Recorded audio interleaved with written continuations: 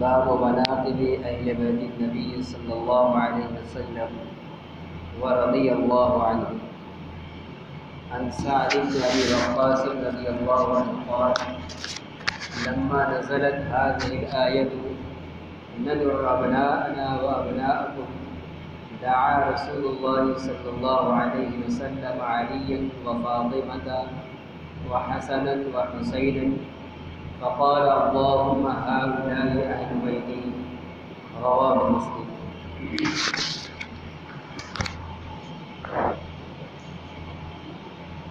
موقع کی مناسبت سے آج مشکو شریف کی اس کتاب سے نبی کریم صلی اللہ علیہ وسلم کے اہل بیت کے تعلق سے آپ صلی اللہ علیہ وسلم کے مبارک زبان سے جو فضائل اور مناقب ارشاد فرمائے گئے ہیں، احادیث میں جن کو جمع کیا گیا ہے، آج ان احادیث کو پیش کیا جا رہا ہے۔ عنوان قائم کیا ہے مناقب اہل بیت النبی صلی اللہ علیہ وسلم ورضی اللہ عنہ، نبی کریم صلی اللہ علیہ وسلم کے اہل بیت کے مناقب اور فضائل کا بیان، رضی اللہ عنہ۔ اہل بیت کا معنی ہے گھر والے۔ بیت عربی کے اندر گھر کو کہا جاتا ہے، جس کا اصل معنی ہے رات گزارنے کی جگہ۔ گھر کے اندر ہی عموماً چونکہ آدمی رات گزارتا ہے، اسی لیے اس کو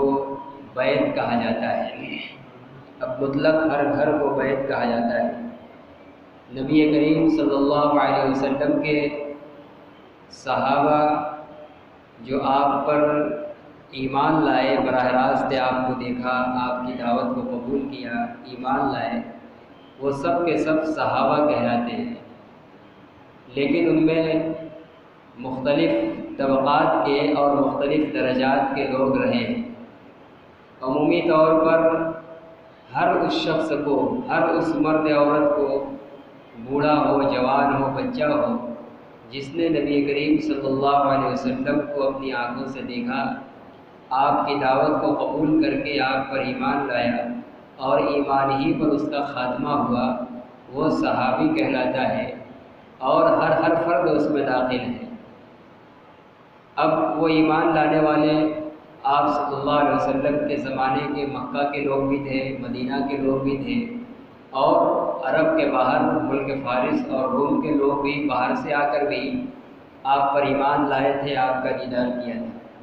اسی طرح آپ کے خاندان کے لوگ بھی تھے، آپ کے خاندان کے باہر کے لوگ بھی تھے۔ اب آپ کے خاندان اور رشتہ داروں میں سے جو لوگ ایمان لائے وہ بھی مختلف درجات کے لوگ ہیں۔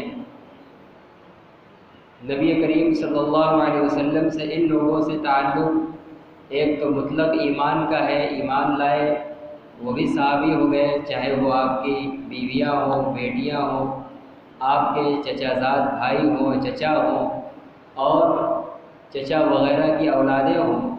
بیٹیوں کی اولادیں ہوں، جو سب ایمان لائے وہ سب عمومی طور پر صحابی کی تعریف اور فہرست میں شامل ہیں۔ لیکن جن لوگوں کا ان لوگوں میں نبی اکرم صلی اللہ علیہ وسلم سے خاندانی تعلق ہے، ان کی کچھ الگ خصوصیات ہیں، کچھ امتیازات ہیں۔ ان خصوصیات اور امتیازات کا یہ مطلب نہیں ہے کہ وہ اپنی اس خاص خصوصیت کی وجہ سے حضرت صدیق اکبر رضی اللہ عنہ سے اونچے مقام کے ہو گئے، حضرت عمر رضی اللہ عنہ سے اونچے مقام کے ہو گئے، حضرت عثمان و علی رضی اللہ عنہ سے اونچا مقام ان کا ہو گیا، ایسا نہیں۔ آدمی درجہ کے نیچا ہونے کے باوجود بھی کچھ اس کی اپنی الگ خصوصیت ہو سکتی ہے اور ہوتی رہتی ہے۔ تو آپ کے جو اہل بیت تھے، گھر والے تھے، گھر کے لوگ تھے، وہ صحابی بھی تھے اور آپ سے نسب اور رشتہ داری کا تعلق تھا، اس بنا پر ان کی کچھ خصوصیات بھی تھیں۔ مثلاً عمومی خصوصیت یہ تھی کہ عام مسلمانوں کے لیے زکوٰۃ کا لینا، صدقہ کا لینا، اگر وہ مستحق ہے، غریب ہے، تو زکوٰۃ اور صدقہ کا اس کو لینا، اس پر خرچ کیا جانا جائز ہے۔ لیکن نبی صلی اللہ علیہ وسلم کے خانوادے کے لوگ جو آپ سے تعلق رکھنے والے ہیں، آپ کی چچا کی اولادیں ہیں، آپ کی اپنے اولادوں کی اولادیں ہیں، یہ اہل بیت ہونے کی بنا پر یہ ان کی خصوصیت ہے کہ ان کے لیے صدقے کا مال حلال نہیں ہے۔ چونکہ نبی کے لیے صدقے کا مال حلال نہیں تھا، اس لیے آپ کے اولاد اور خاندان کے لیے بھی صدقے کا مال حلال نہیں کیا گیا۔ اگر آپ کے خاندان کا کوئی واقعی محتاج ہے، غریب ہے، کمزور ہے، تو اس کے عام پیسے سے، ہدیہ سے اور دیگر تحفے سے اس کا تعاون کیا جائے گا، اس کے کھانے پینے کا انتظام کیا جائے گا، صدقہ اور زکوٰۃ سے اس کی امداد نہیں کی جائے گی۔ تو یہ سب خصوصیات ہیں۔ اس کے علاوہ کچھ دیگر بھی خصوصیات ہیں جو مختلف احادیث کے اندر رسول اللہ صلی اللہ علیہ وسلم نے بیان فرمائی۔ اب یہ اہل بیت ہیں کون لوگ؟ بیت کے معنی کے اعتبار سے، لغت کے اعتبار سے اس میں سر فہرست کسی بھی آدمی کے اہل بیت سب سے پہلے پہل اس کی بیویاں ہوتی ہیں۔ اور قرآن کریم کی آیت جو حضرت ابراہیم علیہ السلام کے بارے میں نازل ہوئی ہے کہ ایک موقع پر فرشتہ آیا ان کو بیٹے کی بشارت دینے کے لیے، تو پہلے آپ چونکے اور خوف محسوس کیا کہ نہ معلوم یہ کون لوگ ہیں، اجنبی لوگ ہیں۔ عرب کے دستور کے مطابق آپ فوراً اندر گئے اور ایک بچڑا ذبح کر کے مہمانی کے طور پر پیش کیا۔ وہ فرشتہ تھا، اس کو کھانے کی ضرورت نہیں تھی، وہ اس سے دور ہٹے تو ان کو اور محسوس ہوا یہ ضیافت کا انکار کر رہا ہے، کھا نہیں رہے ہیں یہ لوگ۔ پھر ان فرشتوں نے آپ کی بیوی کو بیٹے کی خوشخبری اور بشارت سنائی، اور ان کو جو مخاطب کیا ہے اہل بیت کہہ کر مخاطب کیا ہے، ان کی بیوی کو حضرت ابراہیم کا اہل بیت کہا ہے۔ چنانچہ قرآن کی آیت، اسی طرح ایک اور موقع پر حضرت ابراہیم علیہ السلام کی بیوی کو قرآن نے اہل بیت کہا ہے۔ اسی طرح سورہ احزاب کے اندر جب اللہ سبحانہ وتعالیٰ نے ازواج مطہرات کو ایک لمبے رکوع کے اندر بہت سی ہدایات اور بہت سے احکامات کا حکم دیا ہے، سب احکام کا ذکر کرنے کے بعد اللہ تعالیٰ نے فرمایا ہے انما یرید اللہ لیذھب عنکم الرجس اہل البیت۔ ان بیویوں کو وہاں مخاطب کر کے اللہ فرما رہے ہیں کہ اے نبی کی ازواج تم کو فلاں فلاں اور یہ حکم اس لیے دیا جا رہا ہے۔ اللہ کا مقصد ان احکام کے ذریعے یہ ہے کہ اللہ تم کو گناہوں سے پاک کرنا چاہتا ہے۔ اے نبی کے گھر والوں، جب یہ آیت نازل ہوئی اور بالکل واضح ہے، اس میں اہل سنت والجماعت کا اختلاف بھی نہیں رہا ہے اور قرآن کے پورے رکوع کا سیاق بھی بتلا رہا ہے، نبی اکرم صلی اللہ علیہ وسلم کی ازواج کو مخاطب کر کے رکوع شروع ہوا ہے، یا نساء النبی کا لفظ ہے، اے نبی کی بیویوں، اور تمام احکام ذکر کرنے کے بعد پھر یہ آیت ہے انما یرید اللہ لیذھب عنکم اہل البیت لیذھب عنکم الرجس اہل البیت ویطہرکم تطہیرا۔ اللہ تعالیٰ تم سے ان احکامات کے ذریعے گناہوں کی، کفر کی، شرک کی، نافرمانی کی گندگی کو دور کرنا چاہتا ہے اور تم کو خوب پاک و صاف رکھنا چاہتا ہے۔ جب یہ فضیلت اور اعزاز کی بات نازل ہوئی ازواج مطہرات کے بارے میں، تو نبی کریم صلی اللہ علیہ وسلم نے اپنی صاحبزادی کو، حضرت فاطمہ کو، جو اس وقت آپ کے پاس موجود تھی، اور ان کے دونوں صاحبزادے یعنی اپنے نواسے حضرت حسنین رضی اللہ تعالیٰ عنہما کو اور حضرت علی کو ایک کالی چادر آپ اوڑھے ہوئے تھے، ان کو چاروں کو اس چادر کے اندر لپیٹ لیا اور کہا کہ اللہم ہؤلاء اہل بیتی، اے اللہ یہ بھی میرے اہل بیت ہیں، فاذھب عنہم الرجس وطہرھم، او کما قال علیہ الصلوۃ والسلام، کہ آپ اے اللہ ان سے بھی جو اعزاز اور جس گندگی کے دور ہونے کی بات آپ نے بیویوں کے بارے میں کہی ہے، ان کو بھی میرے اہل بیت میں شامل کر لیجئے اسی اعزاز کے لیے کہ ان سے بھی گندگی کو دور فرما دیجئے اور پاک و صاف فرما دیجئے۔ پھر آپ کی دعا کی بدولت آپ کے وہ بھی اہل بیت کے اندر شامل ہو گئے. یہ ان کی خصوصیت تھی. ورنہ دنیا جانتی ہے کہ حضرت علی آپ کے داماد تھے. داماد کسی کا پریوار نہیں ہوتا، اہل بیت نہیں ہوتا. نواسے نواسیاں اہل بیت نہیں ہوتے، وہ اپنے ددیات کے خاندان سے تعلق رکھتے ہیں. لیکن نبی کے لیے کچھ خصوصیت ہوتی ہے. آپ نے خصوصی طور پر اپنے ان کے لیے، جو ایک طرح سے ان کے خاندان کے لوگ بھی تھے، کہ حضرت علی کے دادا بھی عبد المطلب تھے اور اللہ کے نبی صلی اللہ علیہ وسلم کے دادا بھی عبد المطلب تھے. تو گویا ایک خاندان ہی کا رشتہ بھی تھا.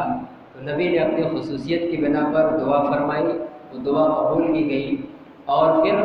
اس آیت کے اندر اہل بیت کے مناقب اور فضیلت کے اندر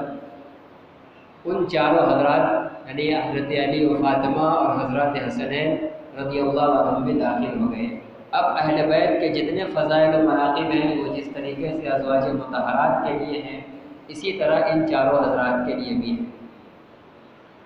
یہی اہل سنت والجماعت کا موقف اور نظریہ اور عقیدہ ہے. ناجی جماعت سے مربوط رہنے کے لیے اور حق پر قائم رہنے کے لیے یہ نظریہ اور عقیدہ دل کے اندر رکھنا ضروری ہے. اس کے برخلاف شیعوں نے جو پروپیگنڈا کیا اور اس قدر جھوٹ بولا گیا، اتنا جھوٹ بولا گیا کہ ہمارے میں کے بھی ان پڑھ اور ناواقف لوگ علم سے اور دین سے دوری کی بنا پر اسی شیعی جراثیم کے متاثر ہوتے چلے گئے. اور اب دنیا یہ سمجھنے لگی کہ اہل بیت صرف یہی چار حضرات ہیں، حضرت علی، ان کی بیوی اور ان کے دونوں صاحبزادے. باقی اور نبی کی دوسری صاحبزادی اور ازواج مطہرات، ان کو اہل بیت سے ہی نہ صرف خارج کیا گیا بلکہ شیعوں نے تو سب کو اسلام سے بھی خارج کیا اور سب کے اوپر کفر کا اور ارتداد کا فتویٰ دیا. اور ان کے اس جھوٹ کو اتنا بولا گیا کہ آج ہم میں کے بھی بہت سے لوگ متاثر ہیں اور یہی سمجھتے ہیں کہ اہل بیت میں ازواج مطہرات شامل نہیں ہے. یہ غلط ہے اور اہل سنت والجماعت کے نظریے اور عقیدے کے خلاف ہے. وہ انسان سنی نہیں ہو سکتا جس کا نظریہ یہ ہو کہ ازواج مطہرات اہل بیت کے اندر داخل نہیں ہیں. نبی کی اور صاحبزادیاں حضرت زینب وغیرہ کو جو شامل نہ مانے، نبی کے اور چچا کی جو اولاد ہے، آپ کے چچا عباس کی اولادیں ہیں، حضرت عقیل کی اولادیں ہیں، جعفر کی اولادیں ہیں، یہ سب اہل بیت کے اندر داخل ہیں. یہ الگ بات ہے کہ جیسے مطلقاً صحابہ میں درجات ہیں، بعض سے اونچے درجے کے ہیں، اسی طرح اہل بیت میں بھی درجات کے اعتبار سے فرق ہے. بعض کا درجہ بلند ہے، بعض کا اس سے نیچے ہے. تو اس عنوان کے اندر اللہ کے نبی صلی اللہ علیہ وسلم کی ان احادیث کا بیان ہے جس میں آپ نے اہل بیت کے فضائل کا بیان فرمایا ہے. پہلی روایت فرماتے ہیں حضرت سعد ابن ابی وقاص رضی اللہ تعالیٰ عنہ فرماتے ہیں کہ لما نزلت هذه الآیہ ندعو ابناءنا وابناءکم. حضرت سعد ابن ابی وقاص فرماتے ہیں کہ جب یہ آیت نازل ہوئی جس میں ہے ندعو ابناءنا وابناءکم، اس آیت کو آیت مباہلہ کہتے ہیں. اور مباہلہ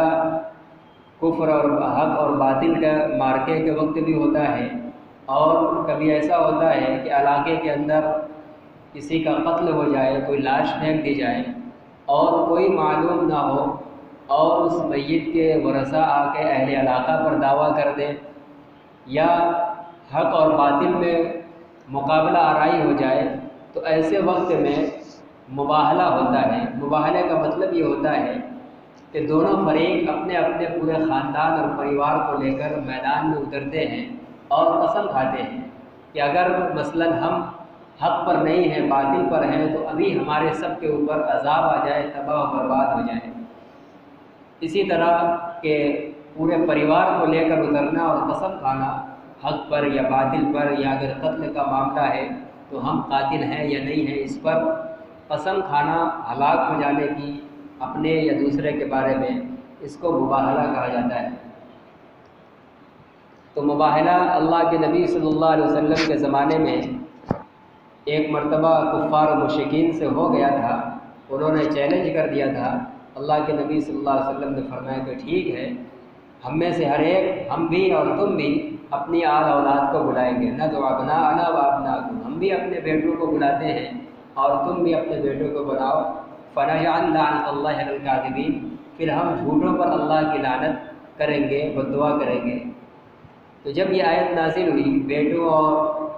اپنی اولادوں کو بلا کر مباہلہ کرنے کی، تو اس موقع پر اس روایت میں ہے کہ رسول اللہ صلی اللہ علیہ وسلم نے حضرت علی، حضرت فاطمہ اور حضرت حسن اور حضرت حسین رضی اللہ تعالیٰ عنہما کو بلایا مباہلہ کے لیے، ان کو سامنے کیا اور اس وقت اللہ سے فرمایا اللہم ہؤلاء اہل بیتی، اے اللہ ہم مباہلہ کرنے اترے ہیں، اس میں اولاد کو لے کر اترنا پڑتا ہے، تو ہماری اولاد یہی لوگ ہیں، یہی لوگ میرے اہل بیت ہیں۔ اگر یہ لوگ اہل بیت صرف یہ ہوتے، ازواج مطہرات نہ ہوتی، تو آپ صلی اللہ علیہ وسلم کو ان کو الگ سے کہنے کی ضرورت نہیں تھی، ان کا ہونا متحقق ہے، ان کا ہونا متحقق نہیں ہے، اس لیے ان کو اللہ کا سہارا لے کر اور اللہ سے بار بار دعا کر کے کہنا پڑ رہا ہے، کہہ رہے ہیں کہ اللہ میں بھی ان کو اپنے اہل بیت سمجھتا ہوں، آپ ان کو لے کر آپ نے پھر اس موقع پر مباہلہ فرمایا۔ اور پھر دوسرا واقعہ وہ ہے جو اگلی حدیث کے اندر آ رہا ہے، جو آیت تطہیر جس کو کہا جاتا ہے، آیت تطہیر کے نزول کے وقت جو سورہ احزاب میں ہے، جس میں ازواج مطہرات کو متعدد احکام کا پابند بنانے کے بعد تطہیر کا حکم ان کے بارے میں نازل ہوا تھا، اس موقع پر بھی آپ نے ان لوگوں کو ایک کالی چادر میں لپیٹ کر اہل بیت میں شامل فرمایا تھا۔ حضرت عائشہ رضی اللہ عنہا فرماتی ہیں خرج النبی صلی اللہ علیہ وسلم غداۃ وعلیہ برط مرحل من شعر اسود، نبی کریم صلی اللہ علیہ وسلم ایک صبح کو نکلے، گھر سے صبح نکلے، وعلیہ برط مرحل من شعر اسود، آپ کے اوپر کالے اون کی نقش و نگار والی چادر تھی، اس پر ہلکا سا نقش اور دھاری تھی، ایسا نہیں کہ بہت پھول پتی بالکل منقش، دھاری دار کالے اون کی چادر آپ کے بدن مبارک پر تھی۔ فجاء الحسن بن علی فادخلہ، کہہ رہے کہ پھر اسی دوران آپ کے سامنے حضرت حسن ابن علی رضی اللہ عنہما آئے، آپ نے حضرت حسن کو اپنی چادر میں داخل کیا۔ ثم جاء الحسین، پھر حضرت حسین رضی اللہ عنہ آئے، فدخل معه، وہ بھی ان کے ساتھ داخل ہو گئے۔ ثم جاءت فاطمہ، پھر حضرت فاطمہ آئی، فادخلها، آپ نے ان کو بھی اپنے چادر میں لے لیا۔ ثم جاء علی، پھر حضرت علی رضی اللہ عنہ آئے، فادخلہ، اور ان کو بھی لیا۔ ثم قال، پھر آپ صلی اللہ علیہ وسلم نے یہ آیت پڑھی انما یرید اللہ لیذھب عنکم الرجس اہل البیت ویطہرکم تطہیرا۔ آیت کا نزول اس واقعے سے پہلے ہو چکا ہے، لیکن آپ ان چاروں کو اس موقع پر چادر میں لپیٹنے کے بعد اس آیت کی تلاوت فرما رہے ہیں جس میں اہل بیت کا تذکرہ ہے، یہ اشارہ کرنے کے لیے کہ یہ بھی میرے اہل بیت کے اندر شامل ہیں۔ تو یہ بھی شامل ہے، ایسا نہیں کہ صرف یہی ہے جیسا کہ شیعوں نے پروپیگنڈا کیا ہے۔ آیت کا مطلب یہ ہے اللہ سبحانہ و تعالیٰ چاہتا ہے اے اہل بیت تم سے گندگیوں کو دور کرنے کو، گناہ کی اور معصیت کی گندگی دور کرنا چاہتا ہے، اسی لیے تم کو اللہ نے بہت سے احکام کا پابند کیا ہے۔ وَيُطَهِّرَكُمْ تَطْهِيرًا، اور تم کو گناہوں سے پاک و صاف کرنا چاہتا ہے۔ احکام کو جب آدمی ادا کرتا ہے اور اللہ کے حکم کی بجاوری کرتا ہے، فرما برداری کرے گا، تو ان احکام اور عبادات کو انجام دینے میں وہ گناہوں سے پاک ہوتا چلا جاتا ہے، اس کے گناہ مٹتے چلے جاتے ہیں۔ یہ اہل بیت کے خاص خصوصی انعام کے طور پر ذکر کیا جا رہا ہے کہ اللہ تعالیٰ ان کو نبی کے اہل بیت ہونے کی بنا پر عبادات اور احکام خداوندی کی فرما برداری کی وجہ سے ان کو گناہوں سے پاک و صاف کر دیا جائے گا۔ اس کے اندر بھی تحریف کرنے کی کوشش کی گئی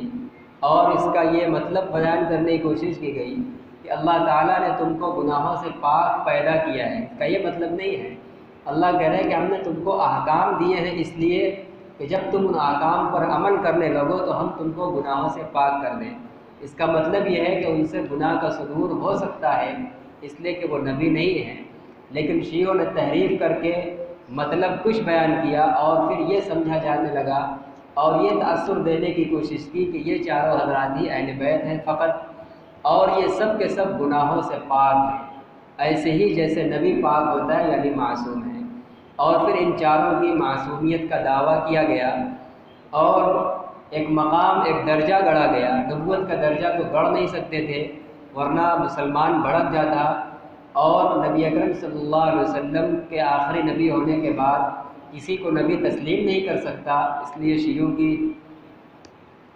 کہانی اور ان کے من گھڑت دعوت چل نہ پاتی، اس لیے انہوں نے نبوت کے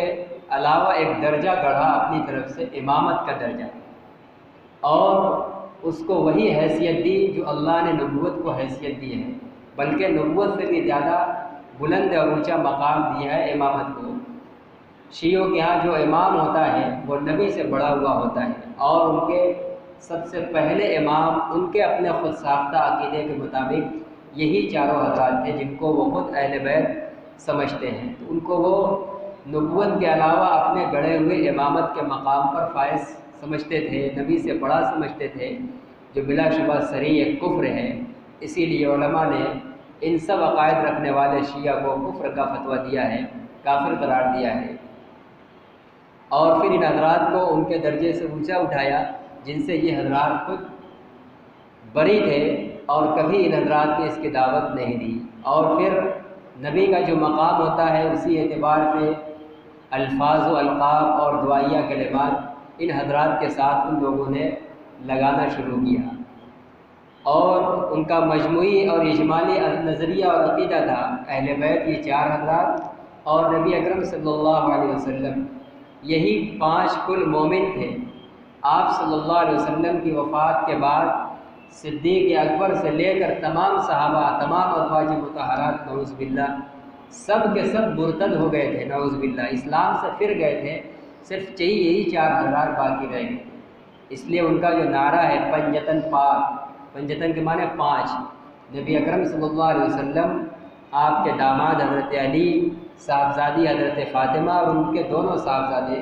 ان کو وہ پاک سمجھتے ہیں، یعنی جیسے نبی گناہوں سے پاک، ان سے گناہ کا صدور نہیں ہو سکتا، ویسے ہی ان چاروں کو بھی وہ حضرات سمجھتے تھے۔ یہ دنیا کے اندر شیعوں کا ایجاد کیا ہوا کلمہ اور لفظ ہے، اہل سنت والجماعت اس سے بیزار اور بری ہے۔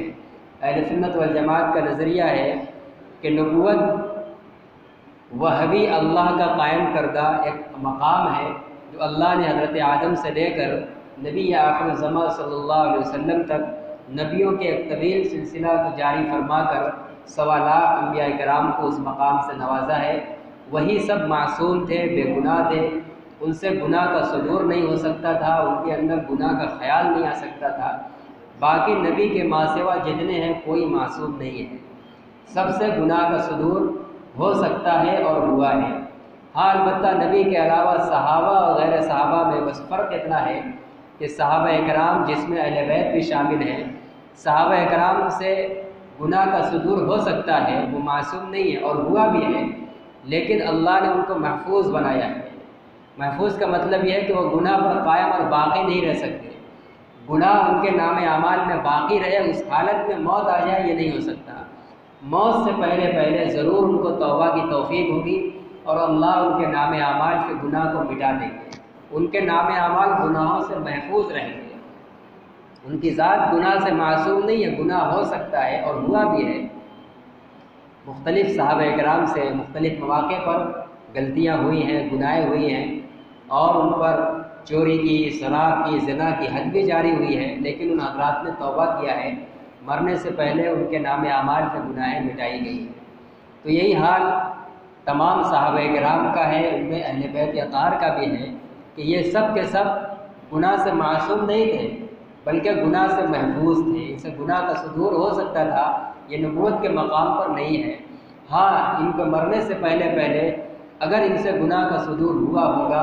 تو ہمارا یہ عقیدہ ہے کہ اب ان کے نام اعمال میں باقی نہیں ہے، ان سب کا جنت میں داخلہ پکا ہو چکا ہے۔ وعن البراء رضی اللہ عنہ قال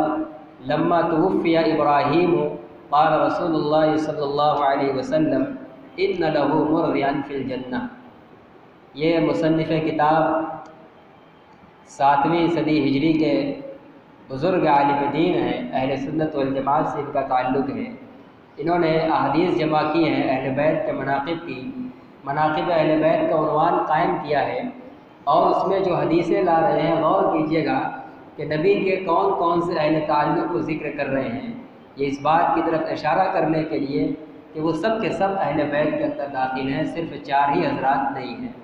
اب اس حدیث کے اندر جو حضرت براء ابن عازب رضی اللہ تعالیٰ عنہ کی ہے،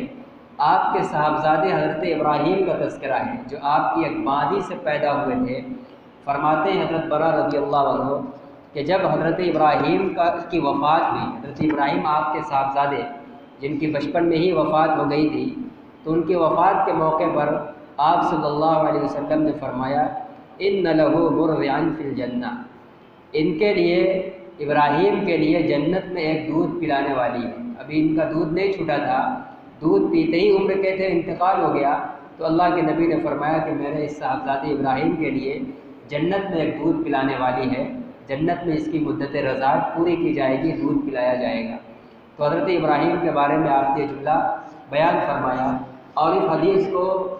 مشکات کے مصنف مناقب اہل بیت کے عنوان میں لا رہے ہیں، یہ اشارہ کرنے کے لیے کہ آپ کے صاحبزادے یہ ابراہیم بھی یہ آپ کے اہل بیت ہیں، آپ کے گھر والے ہیں، آپ کی براہ راست اولاد ہیں۔ وعن عائشہ رضی اللہ عنہ قالت كنا ازواج النبی صلی اللہ علیہ وسلم عنده فاقبلت فاطمة ما تخفى مشيتها من مشية رسول الله صلی اللہ علیہ وسلم فلما رآها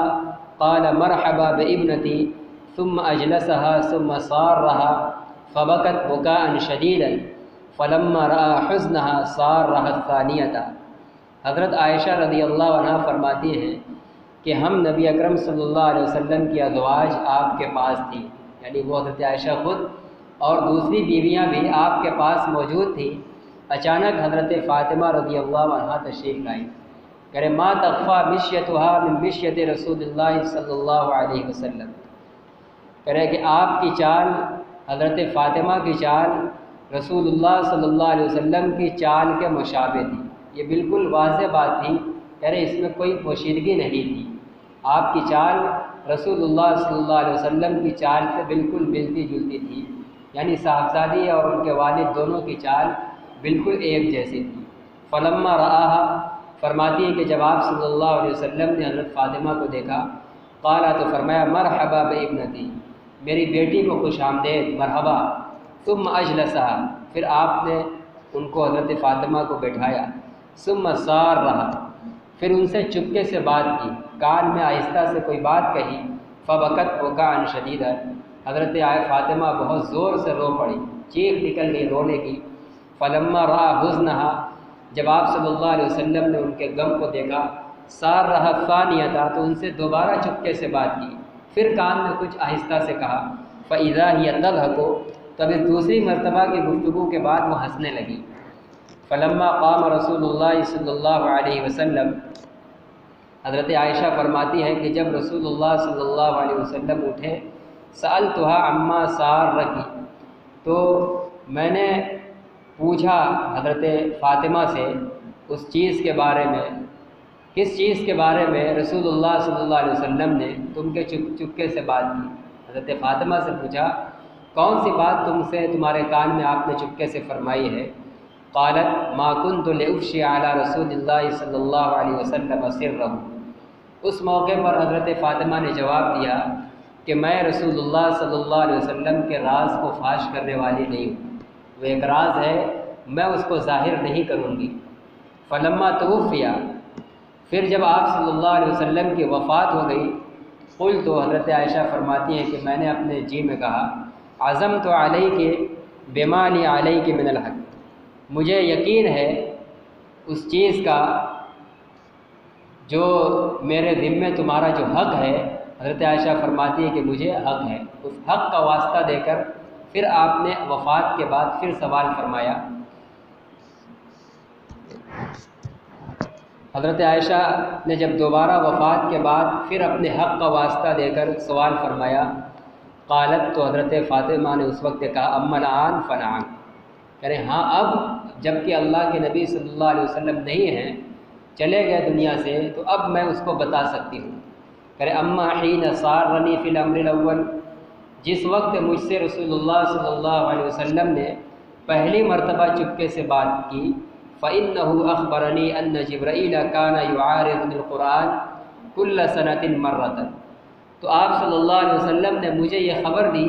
کہ جبریل علیہ السلام میرے ساتھ ہر سال قرآن کا ایک مرتبہ دور کرتے تھے، وأنه عارضني به العام مرتين، ہر سال رمضان میں جبریل علیہ السلام کے ساتھ آپ صلی اللہ علیہ وسلم کا دور ہوتا تھا۔ فرماتے ہیں کہ ہر سال ایک مرتبہ دور کرتے تھے، اور انہوں نے مجھ سے قرآن کا دور اس سال 2 مرتبہ کیا ہے۔ ولا أرى الأجل إلا قد اقترب، یہ جو 2 مرتبہ دور کیا ہے، میرا خیال یہ ہے کہ میرا وقت اب قریب آ چکا ہے، آئندہ دور کا موقع اب نہیں ملے گا، یہ اسی کی طرف اشارہ ہے۔ فاتق اللہ واصبری، لہٰذا اے فاطمہ تم اللہ سے ڈرتی رہنا اور صبر کرنا، دین پر ڈٹی اور جمی رہنا۔ فإنی نعم السلف انا لک، کیونکہ تم مجھ سے ملنے والوں میں، میرے بعد مجھ سے ملنے والوں میں بہترین ہو، تم میرا بہترین سلف ہو، مجھ سے بہترین ملنے والے ہو، یعنی تم مجھ سے پہلے ملنے والے ہو۔ فبکیت، حضرت عائشہ فاطمہ فرماتی ہیں کہ آپ کی گفتگو سن کر، جس میں آپ کی مدت وفات کے قریب ہونے کا اشارہ تھا، میں رو پڑی۔ فلما رأى جزعی، لیکن جب آپ صلی اللہ علیہ وسلم نے میری بے چینی کو دیکھا، سارنی الثانیہ تھا، تو مجھے دوبارہ چپکے سے بات کی۔ قال یا فاطمہ الا ترضین ان تکونی سیدۃ نساء اہل الجنہ او قال نساء المؤمنین، اے فاطمہ کیا تم اس بات پر راضی نہیں ہو کہ تم جنتی عورتوں کی سردار ہوگی، تم اہل جنت کی عورتوں کی سردار بنو گی، کیا تم اس بات پر راضی نہیں ہو؟ وفی روایت، ایک روایت کے اندر الفاظ اس طرح ہیں، فسارنی فاخبرنی انہ یقبض فی وجعہ، اس وقت آپ تکلیف کے اندر تھے۔ ایک روایت کے اندر ہے کہ حضرت فاطمہ نے کہا کہ آپ نے مجھ سے چپکے سے بات کی اور یہ بتلایا کہ میری اسی تکلیف میں وفات ہو جائے گی، جس بیماری میں آپ تھے تو یہ چپکے سے کہا تھا کہ اسی بیماری میں میری وفات ہو جائے گی۔ فبکیت، چنانچہ میں رو پڑی۔ ثم سارنی،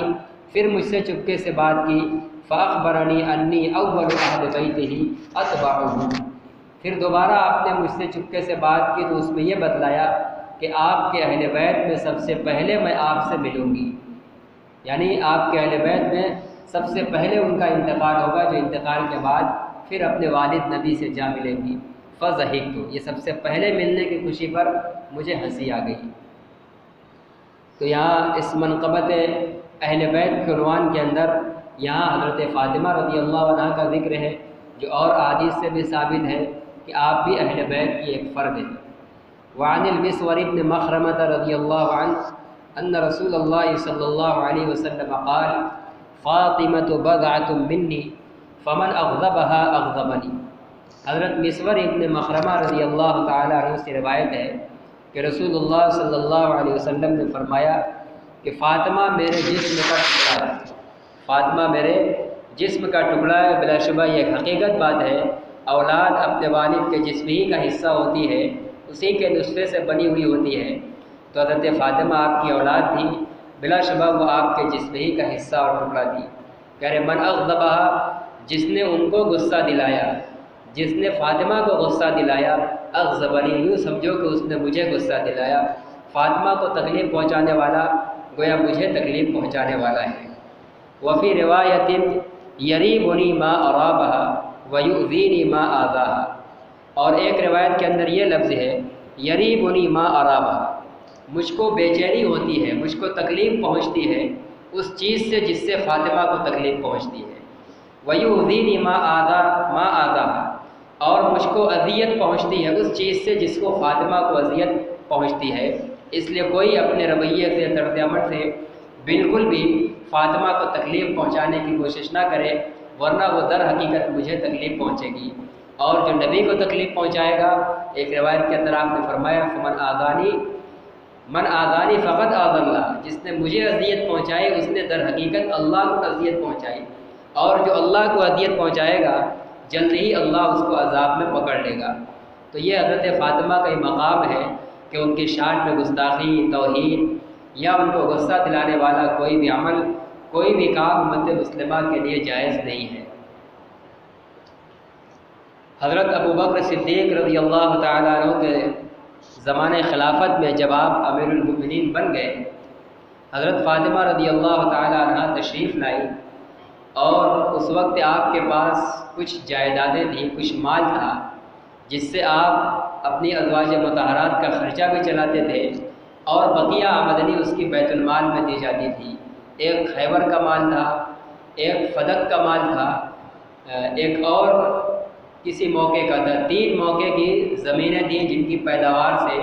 آپ اپنے بقدر ضرورت گھر کا خرچہ چلاتے تھے، اور پھر ضرورت کے سے جتنا زائد ہوتا تھا بیت المال میں جمع کرتے تھے۔ حضرت فاطمہ رضی اللہ تعالیٰ عنہ حضرت صدیق اکبر کے پاس آئی اور فرمایا میرے والد کا وہ مال ہے، میں ان کی وارث ہوں، مجھے وراثت دی جائے۔ حضرت ابو بکر صدیق رضی اللہ تعالیٰ عنہ نے فرمایا کہ میں نے نبی کریم صلی اللہ علیہ وسلم کو فرماتے ہوئے سنا ہے، نحن معاشر الانبیاء لا نورث ولا نورث، ہم انبیاء کی جماعت نہ کسی کو وارث بناتے ہیں اور نہ ہم کسی کے وارث بنتے ہیں۔ ما ترکناہ صدقۃ، ہم انبیاء جو کچھ چھوڑے وہ سب امت پر، قوم پر صدقہ ہوتا ہے، وہ اس کی اولاد اور اس کے وارث کا ترکہ نہیں ہوتا۔ تو اب روایت کے اندر آتا ہے کہ اس موقع پر حضرت صدیق اکبر کے اس جواب سے وجدت فاطمہ، حضرت فاطمہ رضی اللہ تعالیٰ عنہ ناراض ہوئی، غصہ ہوئی۔ تو یہ وجدت کا لفظ ہے، کہیں غضبت کا لفظ ہے، ان کو غصہ آیا۔ اب شیعہ حضرات صدیق اکبر رضی اللہ عنہ کی یہاں سے توہین کرتے ہیں کہ دیکھو اللہ کے نبی نے کہا ہے کہ جس نے فاطمہ کو غصہ دلایا، تکلیف پہنچائی، اس نے مجھے غصہ دلایا، تکلیف پہنچائی۔ دیکھو صدیق اکبر نے ایک تو علی کا حق چھینا خلافت کا، پہلے خلیفہ خود بن گئے جبکہ علی کا حق تھا، اور پھر دوسرا یہ کام کیا کہ حضرت فاطمہ کو ان کا ترکہ نہیں دیا، ان کی میراث سے محروم کر دیا۔ صدیق اکبر نے کہا نبی صلی اللہ علیہ وسلم جیسے اس میں تصرف کرتے تھے اس مال کے اندر، ویسے ہی اس میں بھی تصرف کروں گا، اس میں کسی کی وراثت اور کسی کو وراثت کے طور پر یہ تقسیم نہیں کیا جائے گا۔ جبکہ حقیقت ایسا نہیں ہے۔ حضرت ابوبکر صدیق کی بات بلا شبہ اپنی جگہ صحیح تھی، اور اس حدیث کے نقل کرنے والے صرف صدیق اکبر نہیں ہیں، بہت سے صحابہ کرام ہیں۔ حضرت فاطمہ کے بارے میں جو لفظ ہے کہ ایک صدیق اکبر کی بات سن کر آئی وجدت و غضبت، تو عربی زبان کے اندر وجدت اور غضبت کا معنی صرف غصہ ہونا نہیں ہوتا ہے، وجدت کا معنی ہوتا ہے غمگین ہونا۔ حضرت فاطمہ غمگین ہوئی، غمگین اب اس بات پر نہیں ہوئی کہ صدیق اکبر نے میراث سے محروم کر دیا، روک دیا، بلکہ انہیں اس بات پر رنج ہوا کہ اللہ کے نبی کی یہ بات مجھے پتہ نہیں تھی، اور میں ایک عورت ہو کر نبی کے مال میں جس میں وراثت نہیں جاری ہونی تھی، اور میں کیسے اس میں وراثت کا مطالبہ لے کر پہنچ گئی۔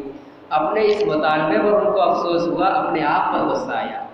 انہوں نے معنی اور الفاظ کے اندر تحریف کر کے سب حضرت ابو بکر کے خلاف فٹ کر دیا، اور ان کے خلاف جو بھی زبان درازیاں کر رہے ہیں وہ سب ہم لوگوں کے سامنے ہیں۔ تو بہرکیف تو وہ جو اس روایت کے اندر ہے جہاں صدیق اکبر نے ان کو میراث سے منع کیا تھا، وہاں وجدت کا معنی ان کا اپنے آپ پر غمگین اور غصہ ہونا تھا،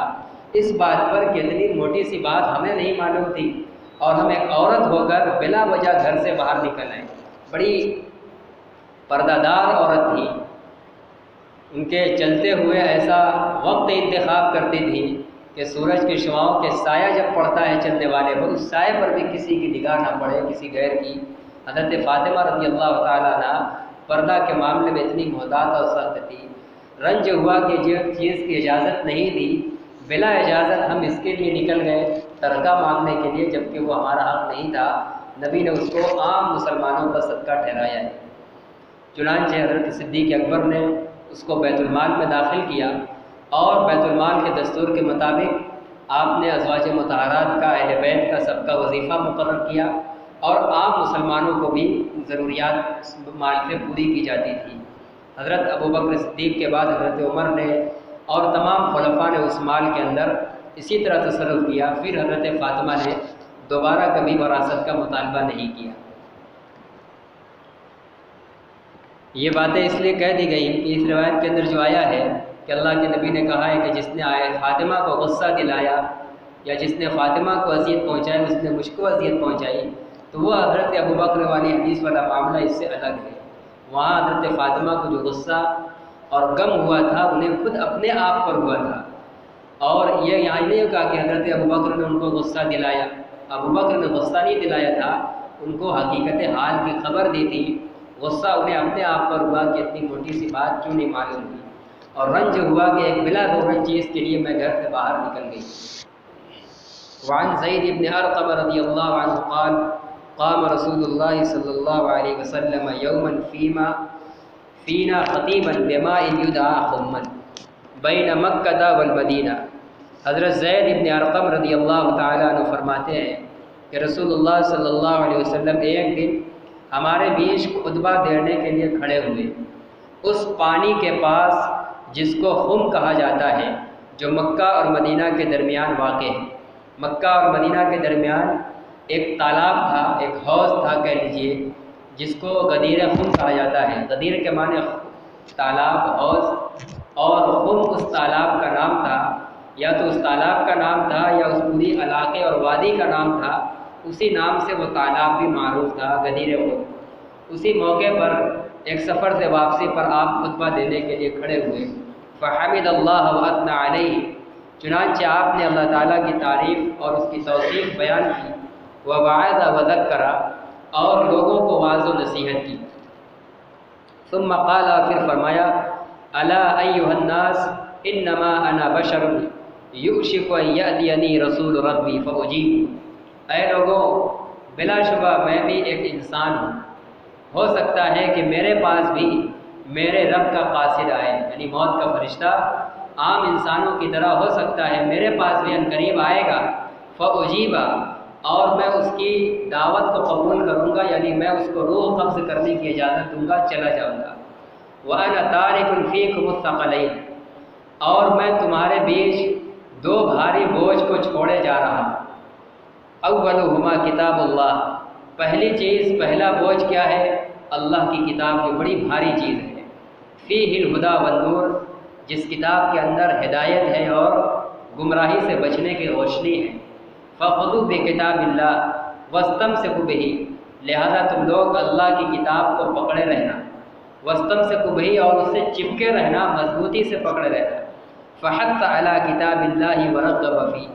پھر آپ صلی اللہ علیہ وسلم نے اللہ کی کتاب کے بارے میں خوب لوگوں کو ابھارا اور ترغیب دی۔ صرف اسی دو لفظ پر اکتفا نہیں کیا کہ اس کو پکڑے رہنا، چپکے رہنا، اور بھی حضرت زید بن ارقم فرماتے ہیں کہ کتاب اللہ کو مضبوطی سے تھامے رہنے پر خوب ابھارا اور ترغیب دی۔ اور کیوں نہ ابھارتے کہ ہدایت اور اسلام کا اصل سرچشمہ یہی ہے، باقی اور سب اس کی فرع ہیں، اس کے بعد ہیں، اس لیے لوگوں کو خوب ترغیب دی اور ابھارا۔ ثم قال، پھر اس کے بعد فرمایا، وَأَهْلُ بَيْتِي، اور دوسرا بوجھ اور دوسری بھاری چیز جو میں چھوڑ کے جا رہا ہوں، وَأَهْلُ بَيْتِي، میرے اہل بیت ہیں۔ اذکرکم اللہ فی اہل بیتی،